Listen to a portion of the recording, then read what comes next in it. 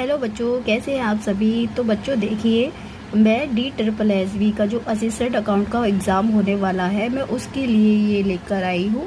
तो बच्चों इसमें क्या है, 80C से 80U तक की जो डिडक्शन है वो आप ज़रूर पढ़ के जाइएगा, क्योंकि ये मोस्ट इम्पॉर्टेंट है।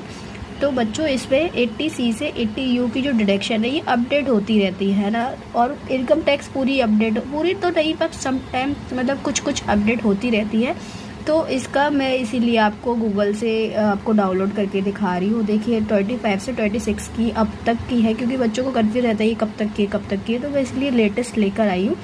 तो इसमें बच्चों 80C से 80U तक की सारी आपको इनकम टैक्स जो भी डिडक्शन है वो सब मिल जाएंगी।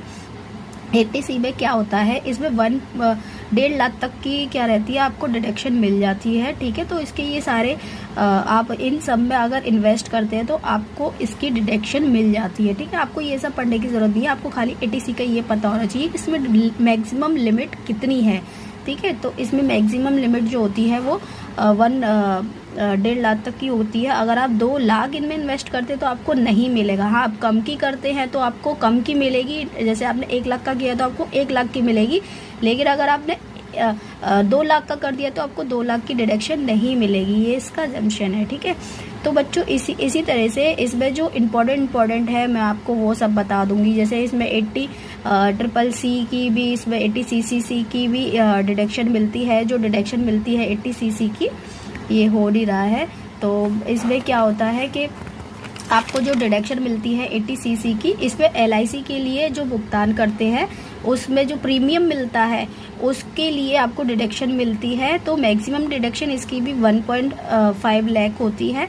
ठीक है बच्चों, और इसमें 80CC D1 भी होता है और 80CC D1B भी होता है। ठीक है, तो ये इम्पोर्टेंट है, सारी इम्पोर्टेंट है। 80CC जो D है, ये 80CC D1 है। इसमें क्या होता है, एम्प्लॉयज़ का जो कंट्रीब्यूशन होता है, जैसे NPS में, नेशनल पेंशन स्कीम जो होती है, जो जॉब करने वाले होते हैं वो कुछ पैसा इसमें डालते हैं तो उनको मिलता है। ठीक है, और जो 50 है, इसमें क्या होता है, जो 80CC D1B है उसमें क्या होता है, 50,000 का में एडिशनल इसमें डिडक्शन मिलता है। ठीक है, तो आप इसको ध्यान रखिएगा। जैसे 80C में जो आपको डिडक्शन मिल रहा है 1.5 लाख का, वो 80CC D1B का 50,000 का अलग मिलता है, मतलब 2 लाख का आपको डिडक्शन मिल जाता है अगर आप इसको 80CC D1B को डालते हैं तो।